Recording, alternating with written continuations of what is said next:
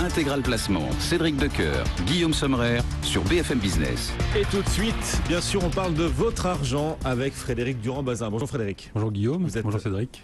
Vous êtes Frédéric, le rédacteur en chef du magazine Le Particulier. Et cette semaine, on va prendre un coup d'avance avec vous sur 2013. Faudra-t-il adopter de nouvelles stratégies d'épargne ? C'est vrai que la question peut se poser parce qu'on est en train de vivre une véritable révolution fiscale. Alors c'est pas le grand soir fiscal, mais c'est quand même une révolution qui est quand même assez importante dans son ampleur parce que en fait, à partir de l'an prochain, tous les revenus de l'épargne vont être alignés sur la fiscalité des revenus du travail. Ça veut dire quoi? Ça veut dire que jusqu'à présent, vos dividendes, vos intérêts de livret bancaire, les plus-values mobilières, les plus-values boursières, donc, étaient taxés avec un taux proportionnel qui était plus ou moins élevé suivant la nature du produit. Ça allait de 19% pour les plus-values jusqu'à 24% pour les intérêts bancaires. Alors qu'est-ce qui va se passer l'an prochain? Eh bien, tous ces revenus vont être intégrés avec vos autres revenus d'activité et vont être taxés au barème progressif de l'impôt sur le revenu. Ce qui veut dire qu'il va y avoir des gagnants, il va y avoir des perdants. Ceux qui vont gagner à ce nouveau jeu fiscal, c'est les gens qui sont faiblement imposés, donc dans les tranches marginales les plus basses. Et par contre, tous les autres, ceux qui sont dans les tranches au-delà de 30%, vont être durement touchés par cette réforme. Oui, et donc la fiscalité va devenir un élément déterminant dans les stratégies de placement. Exactement. Et donc la question se pose aujourd'hui de savoir ce qu'il faut faire de son épargne. Est-ce qu'il faut continuer à la placer dans les produits qu'on avait choisis au cours des années précédentes, ou est-ce qu'au contraire, il faut réorienter son épargne vers d'autres produits? Alors, la première chose à faire avant de prendre ces décisions-là, c'est effectivement de connaître son taux marginal d'imposition. Donc c'est ce qu'on disait tout à l'heure.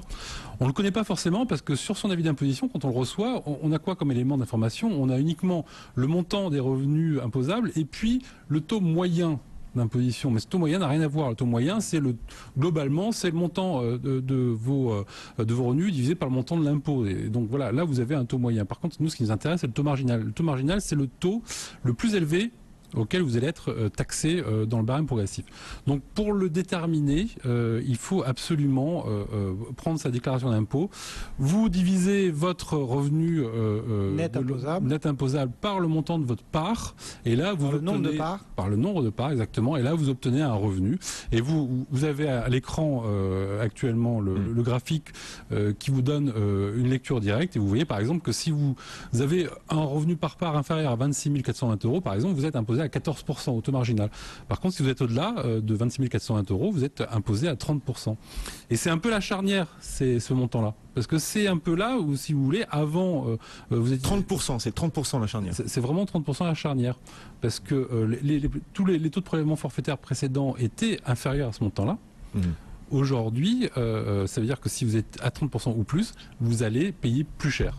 Alors une fois qu'on a calculé son taux marginal d'imposition, comment on fait pour trouver la meilleure option, la meilleure solution pour son épargne? Alors, bien entendu, il faut quand même regarder ses objectifs de placement, parce que la fiscalité ne fait pas tout, même si aujourd'hui ça devient vraiment un élément indispensable. Ouais. Alors, la fiscalité ne fait pas tout. Donc, vos objectifs de placement, vous avez des objectifs à court terme. Vous voulez placer vos liquidités pour quelques semaines, quelques mois ou 1 ou 2 ans. Là, vous avez tout intérêt à privilégier dans un premier temps ce qu'on appelle les livrets bancaires défiscalisés, donc les livrets à taux réglementé. Donc c'est quoi? C'est le livret A, c'est le livret de développement durable, c'est le livret d'épargne populaire quand le montant de votre impôt est faible. Ce sont ces produits-là. C'est le livret jeune quand vous avez des enfants mineurs. Donc tous ces produits, vous avez intérêt à les privilégier parce qu'aujourd'hui, ça vous rapporte 2,25%. Mais c'est 2,25% net de toute fiscalité. Donc c'est on les a dans la poche, on les a dans la poche. C'est hors impôt et hors prélèvements sociaux. Donc ça veut dire que c'est quand même un produit ultra liquide qui rapporte plus que l'inflation et qui est surtout en dehors de toute fiscalité. Donc prenez d'abord ces produits-là. C'est d'autant plus intéressant que les plafonds, par exemple, du livret A ont été majorés ces derniers temps. On est passé de 15 200 € à aujourd'hui 19 125 € pour le livret A. Et peut-être plus tard. Et sans doute plus d'ici la fin de l'année. On n'a pas encore les décrets, mais il est probable qu'on puisse encore placer plus. Le livret de développement durable, c'est pareil. On est passé de 6 000 € à 12 000 € de placement. Donc, ce qui veut dire que, prenons l'exemple d'une famille de 2 personnes avec 2 enfants. Vous pouvez ouvrir 4 livrets A, vous pouvez ouvrir 2 LDD, donc 2 livrets de développement durable, ce qui veut dire qu'en fait vous pouvez mettre 100 500 € à l'abri de toute fiscalité. Ce qui, convenons-en, est déjà une somme. C'est déjà une somme. Si on a la chance d'avoir plus. Alors cette fois, vous avez moins le choix, il faut aller sur les livrets bancaires fiscalisés ou les comptes à terme. Donc le principe, c'est le livret bancaire fiscalisé, ça c'est toutes les banques en proposent, il y a même des super livrets sur Internet.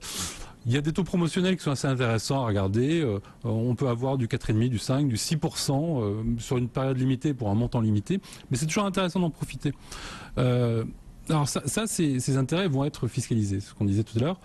Jusqu'à présent, ils étaient taxés à 24%. Là, ils vont être intégrés au barème de l'impôt sur le revenu, sauf... C'est au choix. Hein. Sauf... Ouais. Non. L'an dernier, c'était 24%. L'an prochain, c'est au barème de l'impôt sur le revenu, sauf si vous avez moins de 2 000 € d'intérêt dans l'année. Donc là, vous avez la possibilité de Ça aurait été trop simple sinon. Ben oui. Non, mais heureusement qu'il y a un tout petit peu de choix quand même, effectivement. Donc si vous avez moins de 2 000 € d'intérêt dans l'année, en 2013, vous pouvez quand même conserver le prélèvement forfaitaire libératoire à 24%. Donc, suivant vos taux marginaux d'imposition, ce qu'on a dit tout à l'heure, essayez de regarder si vous pouvez ou pas dépasser ce seuil de 2 000 €. Bon, ce qu'il faut savoir, c'est qu'en rémunéré à 2%, ça fait grosso modo 80 000 € à 100 000 € de placés supplémentaires. Donc ça nous fait déjà une enveloppe de 200 000 € qui est plutôt confortablement placée sur ces produits-là. Tout ça, c'est très bien pour des placements court terme. Ouais. Si on veut faire des placements plus long terme. Alors, placement plus long terme, il existe aujourd'hui 2 enveloppes fiscales encore très attractives. On va parler de la première, on en parle assez souvent, mais c'est vrai que c'est un peu le couteau suisse de la gestion, c'est l'assurance vie. L'assurance vie a été épargnée par cette réforme fiscale. Donc aujourd'hui, si vous conservez votre contrat plus de 8 ans, on le voit à l'écran, vous n'êtes taxé qu'à 7,5%. Et encore, vous avez le droit à un abattement de 4 600 € sur vos intérêts pour une personne seule et 9 200 € pour un couple. Donc ce qui veut dire que vous pouvez, comme ça, continuer à faire fructifier votre épargne et bénéficier d'une fiscalité quand même extrêmement favorable. L'assurance vie est d'autant plus intéressante que là, on parle placement, mais il ne faut pas oublier que ça a aussi d'autres objectifs, notamment dans le cadre de la transmission. Et là, vous pouvez transmettre des sommes assez importantes à qui vous le souhaitez, pareil, en dehors de tout droit de succession. Donc, ceci dit, le rendement n'est peut-être pas le plus attractif. Alors, le rendement de l'assurance vie, aujourd'hui, on sait qu'il ne cesse de baisser.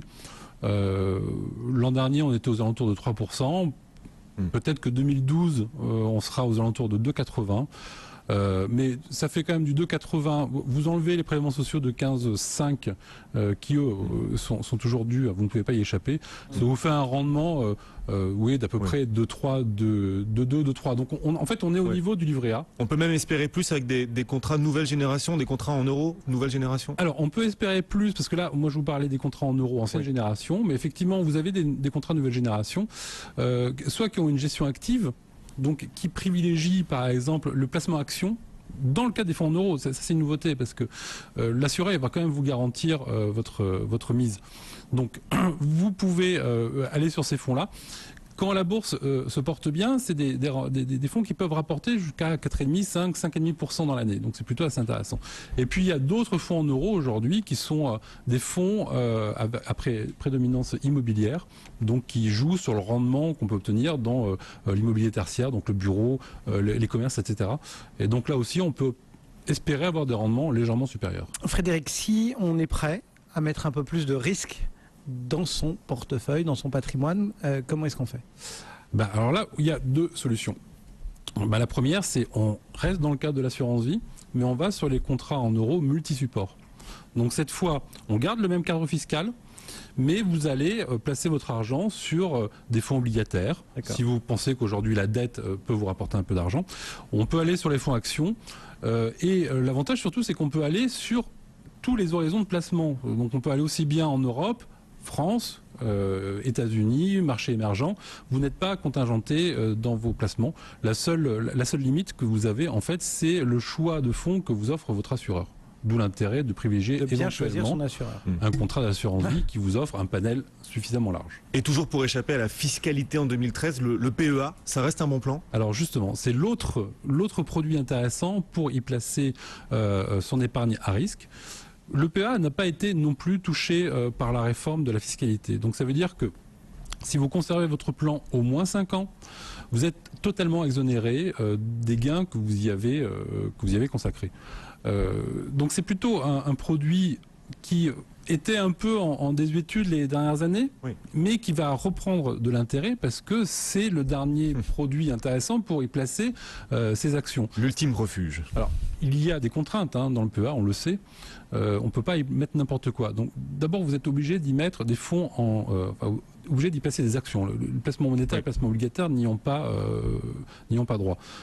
Et encore, ces fonds en actions, c'est normalement que les fonds de l'Union européenne, enfin les fonds de la zone euro, pardon.